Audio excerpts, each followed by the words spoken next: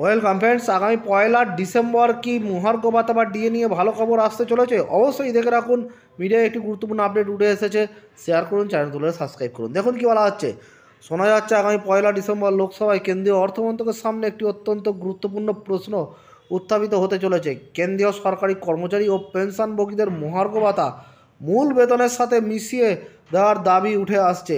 এ বিষয়ে অষ্টম কেন্দ্রীয় পে কমিশন গঠন নিয়ে সরকারের অবস্থান কি তা স্পষ্ট হতে পারে এই দিনটিতেই। সম্প্রতি লোকসভার সাংসদ শ্রী আনন্দ ভাদোরিয়া একটি লিখিত প্রশ্নের মাধ্যমে অর্থমন্ত্রী নির্মলা সীতারামনের কাছে এই বিষয়গুলি জানতে চেয়েছেন বলে জানা গিয়েছে।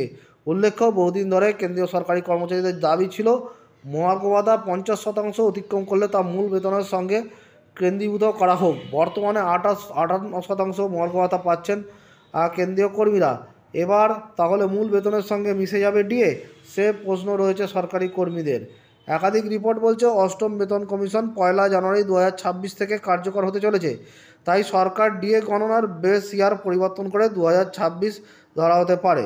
কেন্দ্রীয় সরকারি কর্মচারী ও ইউনিয়নগুলির অষ্টম পে কমিশনের অধীনে ডিএ মূল বেতনের সঙ্গে মিশিয়ে দেওয়ার যে পুরনো প্রথা তা পুনর্জীবিত করার দাবিও জানাচ্ছে। বর্তমানে সরকারি কর্মীরা 58% হারে ডিএ পাচ্ছেন। মনে করা হচ্ছে 1 জানুয়ারি 2026-এর মধ্যে মহার্ঘ ভাতা প্রায় 60 থেকে 61% পৌঁছে যাবে। তাহলে দেখলেন যে 1 ডিসেম্বর লোকসভায় নাকি একটি কোনো বিষয় ডিএ নিয়ে একটি বা বেতন কমিশন নিয়ে একটি বিষয় উত্থাপিত হতে পারে। সেখানে এই ডিএ যে মার্জারের বিষয়টি অর্থাৎ যেহেতু 50% অতিক্রম করে গেছে, তাই বেসিকের সাথে মার্জ হওয়ার যে ব্যাপারটা সেটি নাকি হতে পারে।